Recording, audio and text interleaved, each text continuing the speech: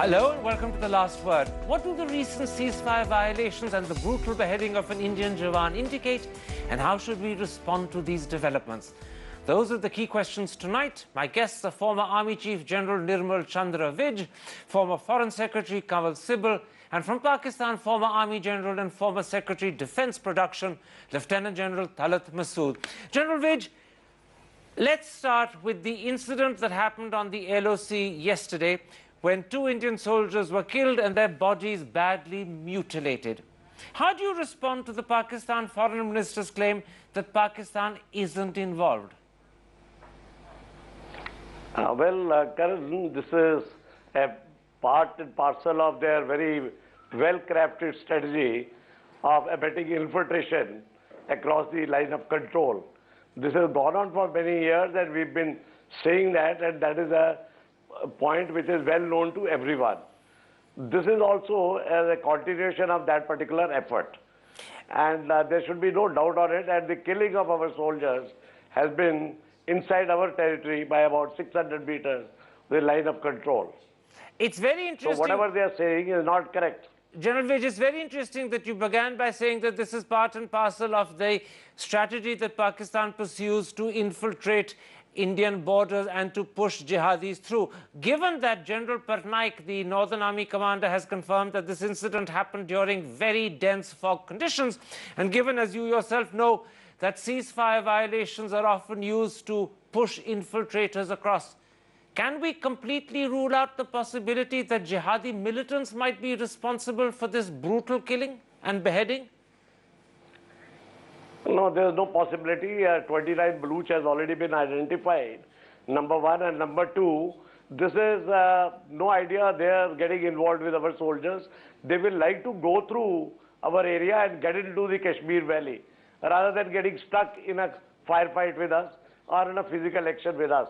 So that is meaningless, and that is fruitless for them altogether. So one cannot even consider that possibility. General Talat Masood, on the other hand, Pakistan claimed that an incident happened on Sunday when soldiers or the Indian army was responsible for the killing of a Pakistani soldier on your side of the Haji Pir Pass. Was yesterday's shooting a retaliation for that? No, I wouldn't think so. I think what has happened is, if the retaliation has come, it has come from the militants. It just couldn't possibly be from the army, because no army soldier would sort of behead another soldier, even if he is an Indian soldier. This is typical of these jihadis who have, and the Tehreek-e-Taliban Pakistan types, who have been doing such like things. So it's impossible to imagine that Pakistan would be doing a thing like this, especially at a time when Pakistan wants its full focus and concentration on the internal insurgency and looking at the western borders, rather than creating problems for itself on the eastern borders. General Masood, you say that it's impossible to believe that the Pakistan army would be involved in beheading a soldier, but you know, as I do, that in fact in 1999, Captain Saurabh Kalia's body, as well as that of 5 other soldiers who were with him, were not just returned badly mutilated with their genitals cut off, but in Captain Kalia's case, his eyes had been gouged off, his head had been beheaded. And again, that's happened, as Indian reports say, in separate other instances in 99 as well. So can you absolutely be confident that this is not the work of Pakistani soldiers? Because there is a track record to suggest this has happened in the past. You see, that track record may be that there were at that time also militants involved along with the military. But now I can assure you that the military is not backing the militants, because the militants themselves are attacking the Pakistan army, the security establishment, the state of Pakistan, and it would be so, unwise, imprudent, and outright outrageous on the part of Pakistan to create problems for itself by doing things like this.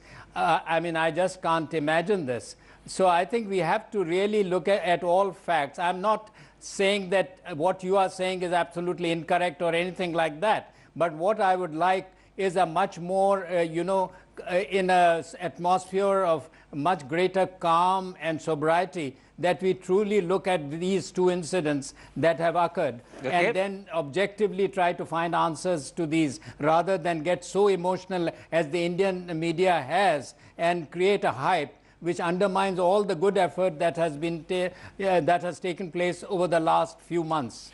Mr. Sibal, let me put to you this theory that this is in fact a retaliatory attack from Pakistan in response to what happened on Sunday when the Pakistanis claimed that a Pakistani soldier was killed as a result of Indian firing. That sort of retaliation is quite common across the LOC.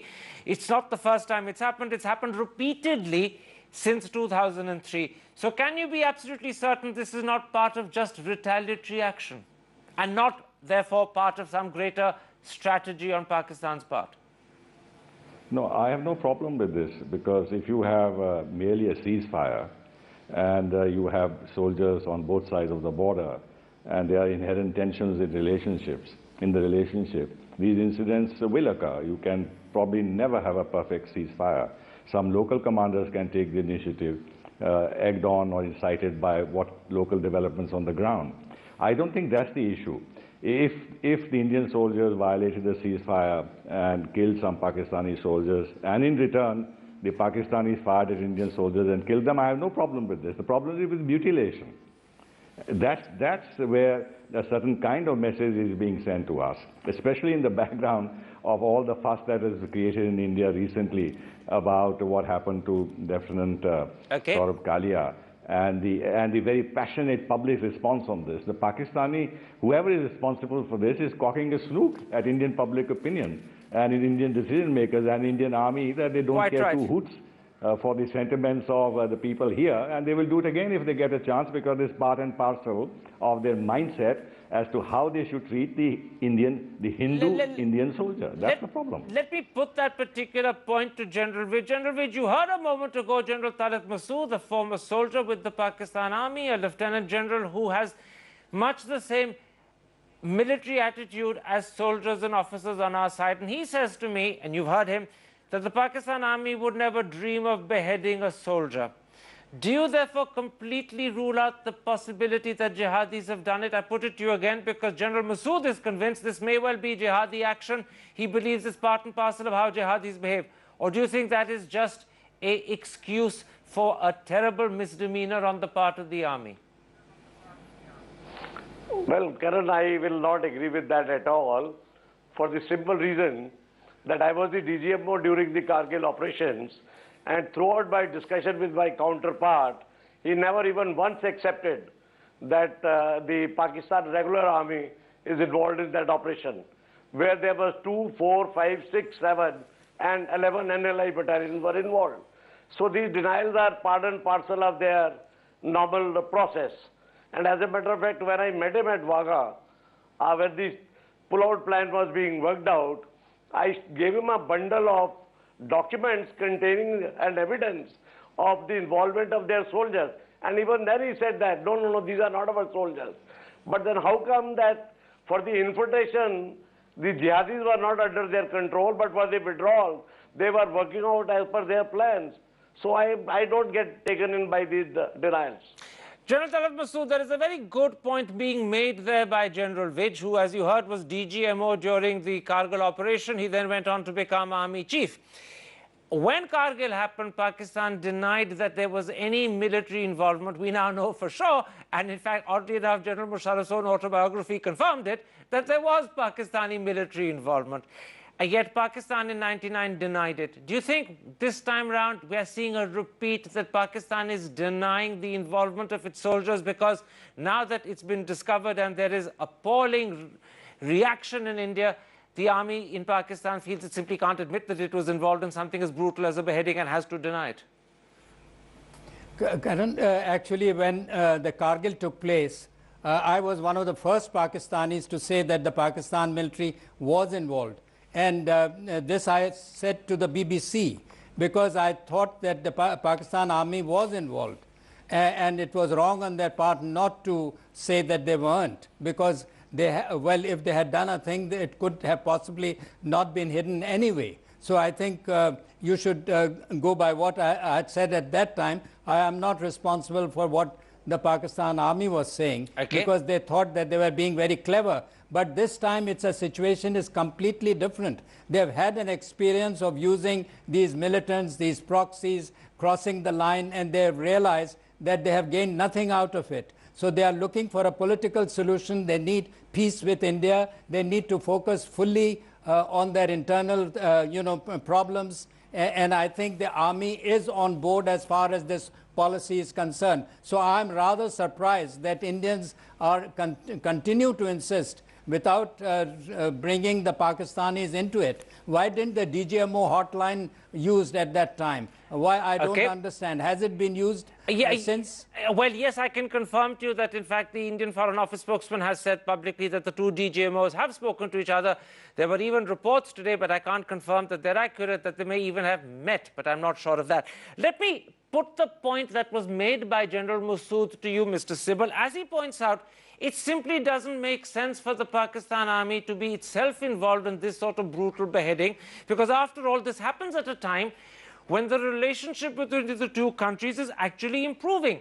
We have a visa agreement, trade has picked up, most favored nation status has been promised, although not as yet delivered.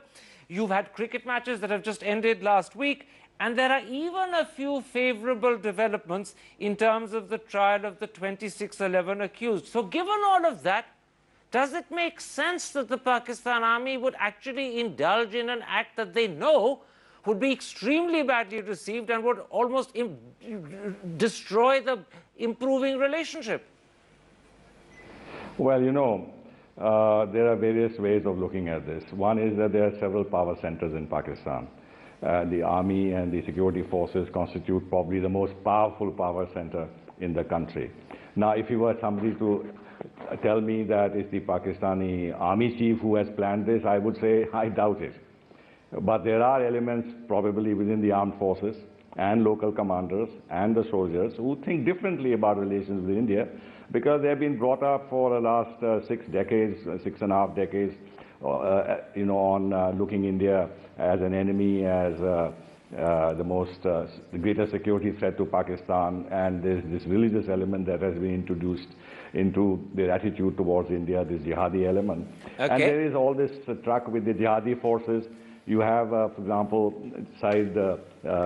Hafiz Saeed and the Defy Pakistan, who are active on the ground, and they are being allowed by the civilian authorities to be active on the ground. So there are forces within Pakistan who are capable of doing this, and they have done this. Let me put that point to General Masood. General Masood, do you accept the argument being put there by Kamal Sibal, a former foreign secretary, that this may be the work of local commanders, not necessarily authorized by General Kayani, not necessarily even authorized by corps commanders under him, but perhaps the work of, how shall I describe them, renegade local commanders who are carrying on their own operations because of an individual jihadi mindset? Yeah, whatever level of criticism you may sort of you may criticize the Pakistan Army, but let me tell you, it's a disciplined army. I'm not saying just for the sake of it, but genuinely, it's a very disciplined army. They dare not do that. If ever they would commit a thing like this on their own, they will face dire consequences. And that is why I'm saying that it would be in the interest of India to have sort of a joint sort of an inquiry so that the real truth comes out. Absolutely. And we don't just... I'll stop you there, because I'll come to this question of a joint inquiry in a moment's time. Let's, for now, just concentrate on different theories that might explain what happened. General Vij, just to build on the point made there by General Masood, the second bizarre thing about the timing is that it happens literally days after information came through, both in Pakistan and internationally, that the Pakistani army has reportedly revised its priorities, and now it's placed internal security threats and internal terror way ahead of the Indian threat as the greatest enemy Pakistan faces. So if those reports are true, and they were widely reported internationally, would it make sense for the Pakistan army to be doing this at the same time?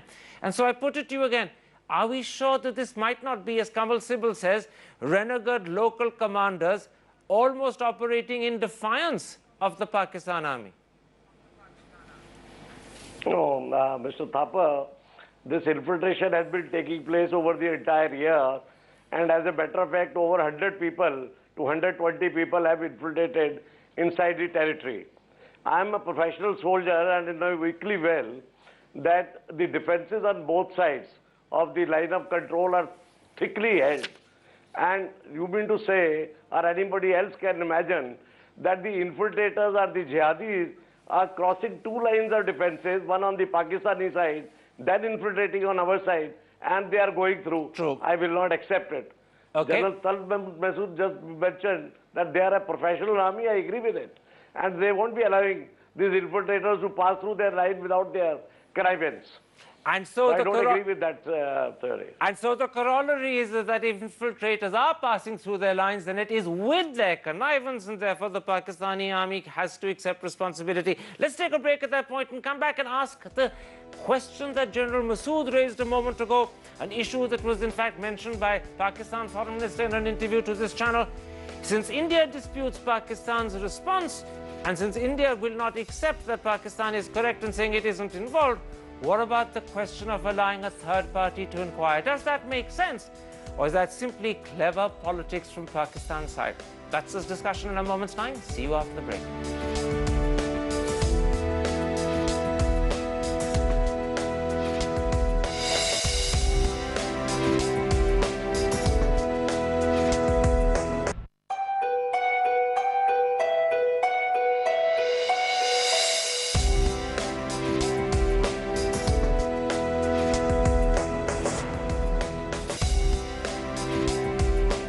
Welcome back to The Last Word. We're discussing the recent killing and mutilation of 2 Indian soldiers on the line of control.